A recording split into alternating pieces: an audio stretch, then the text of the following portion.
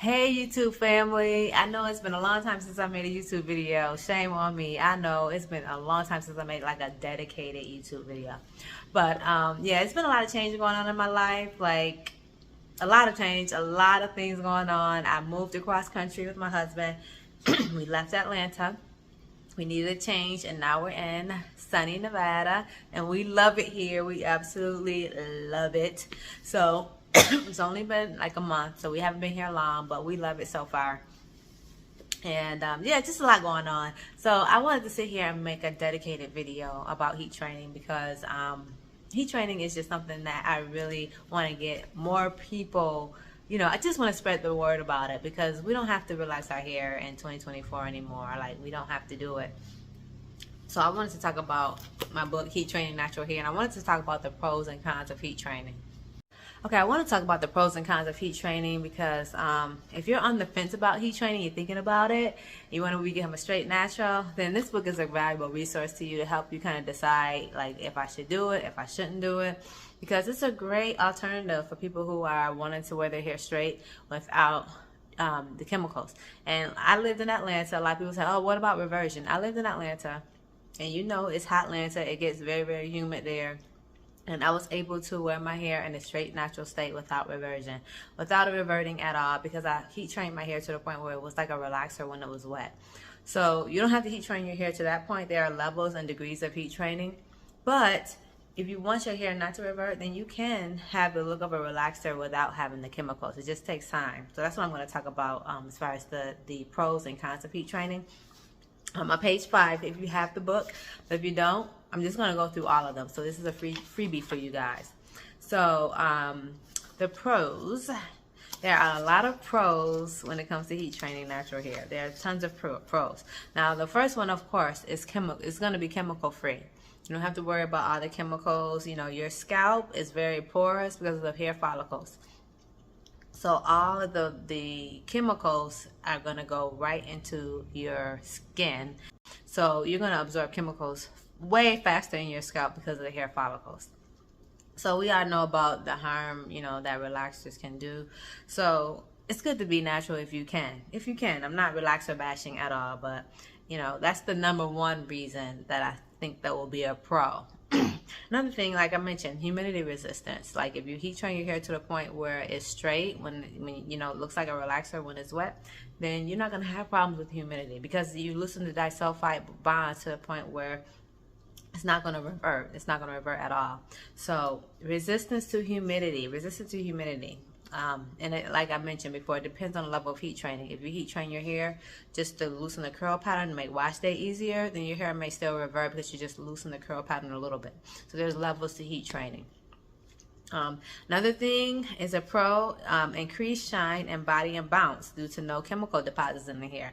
When you're relaxing your hair, you're leaving chemical deposits in your hair. So when your hair is naturally, when you straighten your hair, do a silk press, you're going to have a little bit more body, a little bit more shine, And I can tell when people have a relaxer when it's straight and when it's just natural, because it has a little bit more body, a little bit more shine to it because it doesn't have those chemical deposits.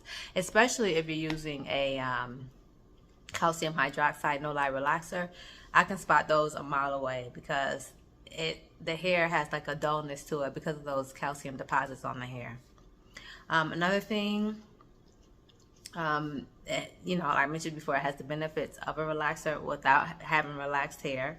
You can do it yourself if you educate yourself with education videos and things like using my book. You can really do it yourself. Like you can do it yourself. It's a process, and it's not something that you want to go into willy-nilly, just going and using heat randomly. But if you follow the process, you can definitely heat train your hair, and your hair can be super, super healthy and strong, and you can easily retain length. That's another benefit of heat training your hair. You can retain length easily and effortlessly if you do it the right way, because your hair is in a stretch state all the time. So you can easily retain length without a problem.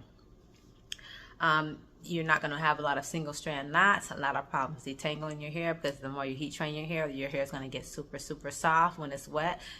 So you're going to be able to comb through your hair easily and effortlessly. It's going to be a breeze on wash day. Wash day is not going to take a long time at all. And I mentioned how it's easier to retain length.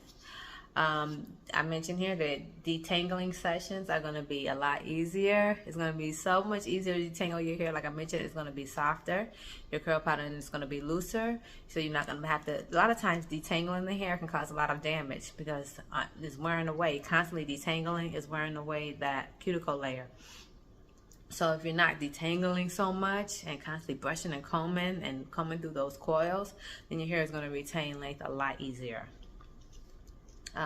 Let's see, easier to manage because the hair remains in a stretch state. I mentioned that. Less time is needed for daily maintenance. So in the morning, like I usually just wrap my hair. If I'm going somewhere the next day, I put my hair in pin curls or whatever. If I want to wear curly, or I use the sock method or something like that. Or either usually I just 90% of the time I wrap my hair at night. I wrap my hair at night, wake up in the morning, I'm good to go. I go to the gym 3 times a week and I get in the sauna, okay? When I have a video about how to maintain my hair when I go to the gym. I wear my hair in 2 ponytails. And that should be another video, but I wear my hair in 2 ponytails. I make sure the middle part is dry, really, really dry. And then I take the ponytails out and wrap my hair. But yes, I get in the sauna and I stay in the sauna for 15 minutes each time I go to the gym because it has really good detoxing effects. So I'm never going to stop getting in the sauna. So, and my hair does not revert. So, yeah, what else is here? That's what I meant. Less time is needed to do my hair. So, wash day, it takes me 1.5 hours to 2 hours, max 2 hours. That's if I'm really taking my time. And if I just blow dry it, and just wash it and blow dry it, it takes an hour. So, and then I wrap my hair at night. When I wake up in the morning, I get up and go. So it doesn't take me a long time to do my hair. My hair is not looking like I want it to look. I throw it in a ponytail. I put a little bun on the top of my hair. It's really cute.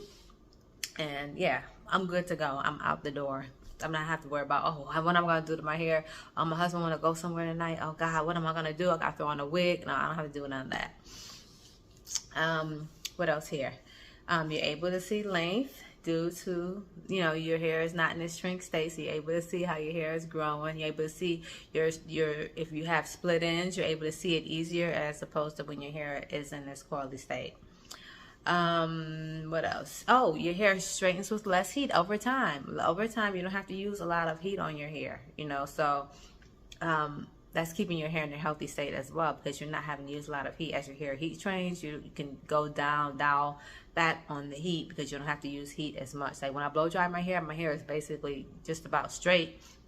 And then I just go through with a flat iron. I don't have to use the high heat that I was using in the beginning of my heat training journey.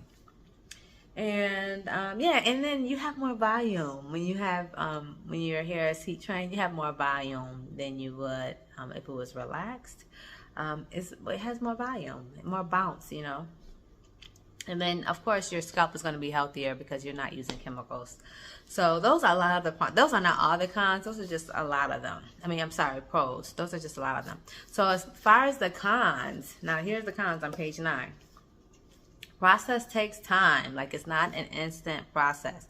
If you rush the heat training process, then your hair will be damaged. Like you're going to damage your hair. You're going to notice a lot of split ends, a lot of breakage, dryness, decreased elasticity, and your hair is going to look a hot mess. So you don't want to rush the heat training journey.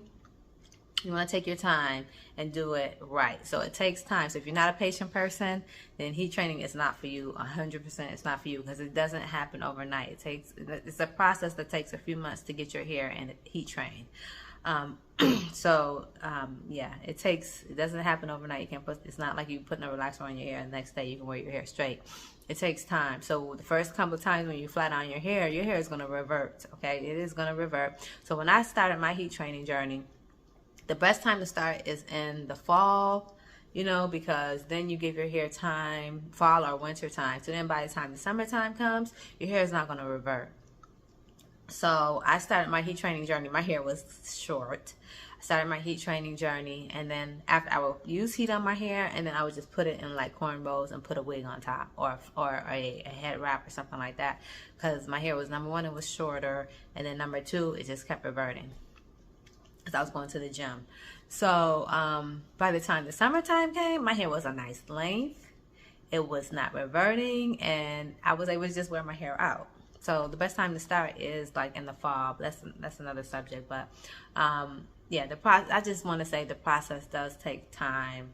And then another thing, your hair is not going to be in its raw natural state anymore. The disulfide bonds are permanently broken.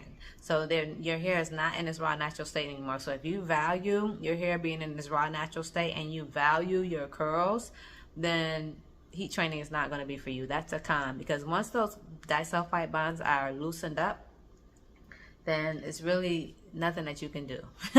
You can try to get the curl pattern back with the use of proteins and bond rebuilders, but you're never going to get your curl pattern back to where it was. So if you value your curl pattern, then I wouldn't suggest heat training your hair, because your curl pattern is going to loosen.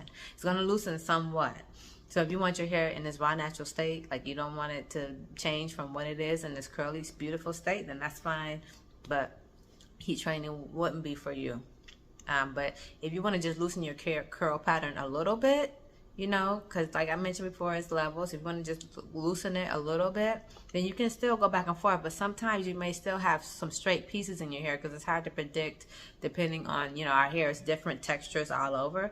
So your looser curl patterns may be straight. So you may have an issue with that. So the process is irreversible in most cases and can cause permanent straightened hair pieces, like I mentioned. Your hair may not be able to be worn in its natural curly state any longer because the curl pattern will be uneven. So that's another thing. It's very unlikely that you will keep your original curl pattern. Most of the time, straightened pieces will be evident. Where the loosening will occur along the strand is highly unpredictable. So, like I mentioned, you have different curl patterns in your hair. Most people do have different curl patterns in your hair. So if you're using 400 degrees on your whole curl, on your whole head, certain curl, your looser curl patterns are going to look different than your tighter curl patterns, even with the same level of heat. So it's hard to predict. You can't say, oh, I want my curl pattern all to be the same curl pattern as I loosen it. It's hard to do that. It's probably almost impossible to do that. So yeah. And another con is severe damage and breakage may occur if you do the process, if you do it without educating yourself. If you do the heat training process improperly, then you are going to have some issues, like I mentioned before. You can't rush through this, and you have to have knowledge when you go into the heat training process. It requires patience, it requires commitment. And also, another thing that you have to keep in mind is that since you're going to be using heat a lot, you have to always be on top of your deep conditioning treatments. I always recommend Hydrothermal Naturals products. That's my product. Keratin, use of keratin. You have the keratin glass smoothing serum. It's my favorite serum. And then the Moisture Fix leave-in. It has cones in it. You want to use cones and stuff like that. But you have to keep up with your regimen. Like, you should do that anyway. But if you're heat training your hair, you want to keep up with your deep conditioning treatments. You want to definitely have a regimen. You have to keep that regimen going, because if not, your hair is going to start popping off and breaking off if you don't keep a regimen going. So another thing I would suggest is henna, because I talk about henna in some of my other videos. But henna is great if you're heat training your hair, because it bonds to the porous gaps of the hair. And as it bonds to the porous gaps of the hair, it strengthens the hair as well. And also, it gives the hair a nice little color too. Just a nice little, it's not a really heavy color, but it's like a little red tint that you can see in the sun.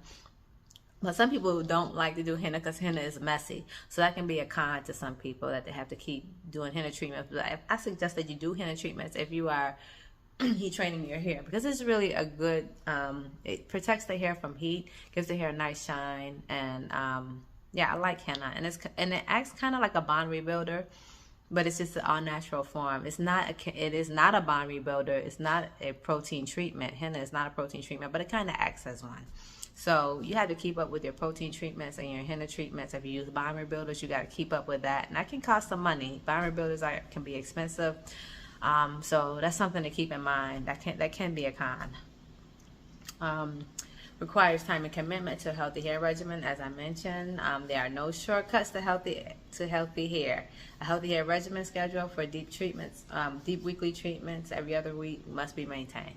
So those are the majority of the pros and cons when it comes to heat training.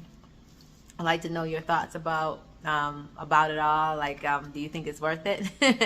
Do you think the pros and cons? What do you think about that? If you're on the fence about heat training your hair, or if you're thinking about it, if you want to thinking about, you know, getting a relaxer, or you're thinking about heat training, what do you think about the pros and cons? Do you think that is pushing you towards heat training, or you think that it's kind of making you want to get a relaxer even more?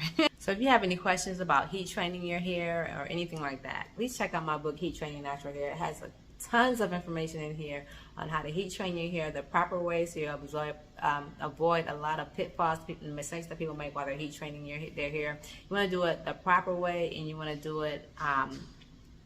it intentionally. You don't want to just come up and just start using heat willy-nilly. You want to do it the proper way. So this book will be a great information, provide great information for you if you're thinking about heat training your hair, you're kind of on the fence about it. So yeah, like I mentioned before, it's available on Amazon. You can check it out there. And yeah, so if you have any questions about heat training, I'm going to be making more videos. If you have any topics that you want me to discuss about heat training, I will be very happy to just talk about any topic that you may have a question when it comes to heat training. I stand by heat training 100%. I get a lot of flack about it. A lot of people come down on me on social media saying my hair is damaged, and you know, just it has like a negative stigma attached to it. But I will stand by heat training 100% because it is a great alternative to relaxers. I just wish that more people would think out of the box when it comes to heat training natural hair. So like I mentioned before, if you have any questions, please let me know, and thank you for watching this video. Take care.